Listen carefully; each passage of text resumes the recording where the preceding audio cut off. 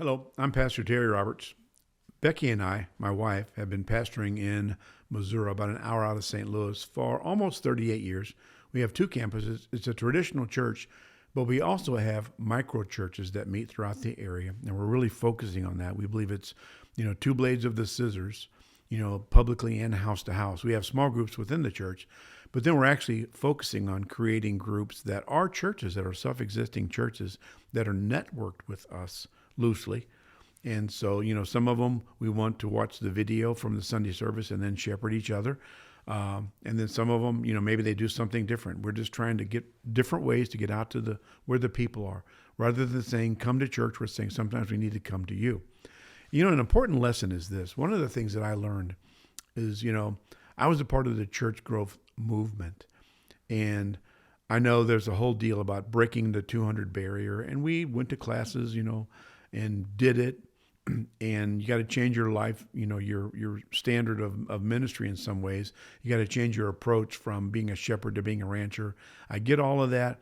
I'm not opposed to that. But one of the things I discovered kind of offhandedly was, God's more concerned about you being a healthy church than it is you being a big church. My children, when they were born, had a certain DNA. And there was no way I could make them change that DNA. They were who they were. All I could do was keep them healthy so that they reached their preordained potential. When I was in school, I played basketball, and I wanted to be 6 foot so bad. And it wasn't in my DNA. No matter what I did, I couldn't make myself 6 foot, but I could become a very healthy 5'11".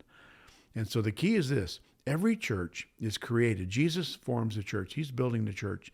And every church is created with a predetermined DNA. Some churches are supposed to be house churches. Some churches are supposed to be micro churches. Some churches are supposed to be under 150. The average church, I believe, is around 100 in America. We fight that. I think we should embrace that and just plant more of those. Some churches have the DNA to be a mega church. We were in a rural area. And before COVID and some other church plants and all those things happened, the church got to 1,000 weekend attendance in a small town. Well, as much as I would like to take credit for that, I can't, because I didn't put the DNA in the church. We just simply did the things to stay healthy, and it grew. But here's what I've determined after all these years. It's almost better to have 10 churches of 100 than it is one church of 1,000. It's almost better to have, 100 churches of 10 than it is one church of 1,000. And so I'm not telling you what size a church should be, and I don't think anyone else can tell you that. What is the DNA? Be healthy. Follow Jesus. Minister to the Lord, minister to people, love the world, stay healthy, keep your conscience clear, stay in the Word of God, and create an atmosphere of health.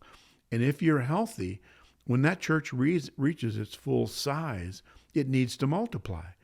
You don't just get bigger and bigger and bigger. When I was growing up, I got to 5'11", never 6 foot.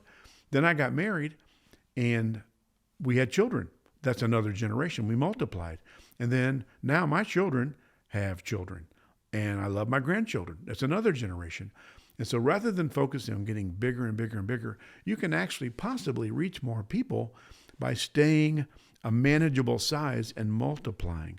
If you're making disciples and teaching people to be leaders, they can shepherd each other. We need to trust people. We also need to trust the Lord that He's going to take care of our money as our culture is being transitioned more to this. And I think sometimes pastors are afraid of releasing people. It's kind of like God said to Moses, go tell Pharaoh to let my people go, that they may serve me. And I think the message to pastors sometimes is let God's people go so they can serve Him. I've been a pastor long enough that I realize the futility of bringing hundreds of people every week to listen to one person speak and then to expect discipleship to really be taking place. I love preaching. I love teaching. I love the Bible. I love the traditional church.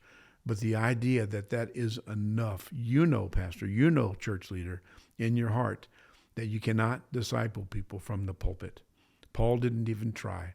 And you know what? Paul started small churches that multiplied throughout the Roman Empire. The entire Roman Empire was reached because of multiplication not because of big churches. So, sometimes you know what your DNA is, sometimes you don't. You just have to keep staying healthy and let it reach its potential. Just believe God to reach your full potential and say, Lord, how do I keep this healthy? And how do I look to multiplication rather than just addition? God bless you.